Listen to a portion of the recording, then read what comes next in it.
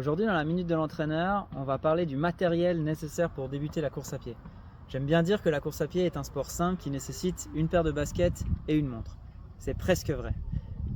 Pour bien débuter la course à pied, vous aurez besoin d'une montre connectée avec GPS. C'est vraiment la fonction nécessaire, le GPS, qui va vous permettre dans un premier temps de savoir combien de kilomètres vous parcourez et à quelle vitesse. Et finalement, avec déjà ces deux informations-là, on a des informations très intéressantes pour programmer et voir ses progrès en course à pied. Le deuxième élément extrêmement important, la deuxième fonctionnalité extrêmement importante pour une montre, c'est la fonction lap. La fonction lap est une fonction qui enregistre le lap.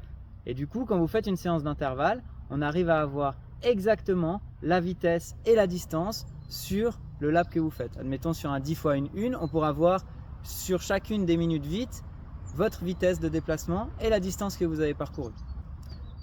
On pourrait parler très longuement des montres, il y en a des centaines et des centaines, mais vraiment les deux fonctionnalités extrêmement importantes, c'est ces deux-là.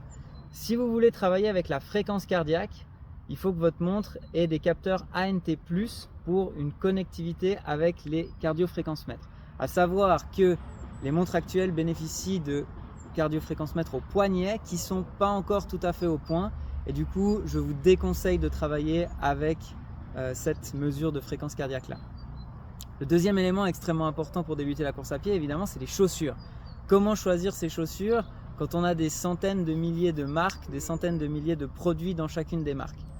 Le premier conseil et le meilleur conseil que je peux vous donner, c'est aller dans un magasin spécialisé en course à pied. Dans ce type de magasin, ils vont vous filmer, faire une analyse de votre pied et vous proposer les meilleures alternatives de chaussures adaptées à votre morphologie, à votre pied et à votre technique de course. Évidemment, ça a un coût, c'est un petit peu plus cher que des marques généralistes dans l'achat du matériel. Donc, si vous n'avez pas forcément les moyens, je vous conseille d'aller plutôt dans un magasin généraliste où les vendeurs pourront vous aiguiller et où surtout vous pourrez essayer les modèles, parce qu'il faut vraiment un modèle dans lequel on est confortable et les pointures varient légèrement entre les marques et les différents modèles. C'est pourquoi c'est toujours intéressant de les acheter en magasin dans un premier temps et non sur internet. Après, les autres éléments, évidemment, c'est les habits de course à pied.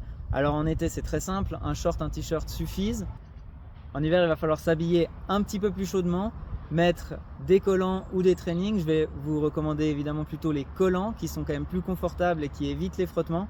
Des pulls, des kawaii, des gants, cache-cou, c'est très important de se protéger pour éviter de tomber malade, mais surtout pour éviter de se blesser. Voilà un petit peu ce que j'ai à dire sur le matériel nécessaire. Si tu veux qu'on te fasse une minute de l'entraîneur plus spécifique sur la montre ou sur les chaussures, n'hésite pas à nous laisser un commentaire. Sinon, je te dis à bientôt. Allez, ciao!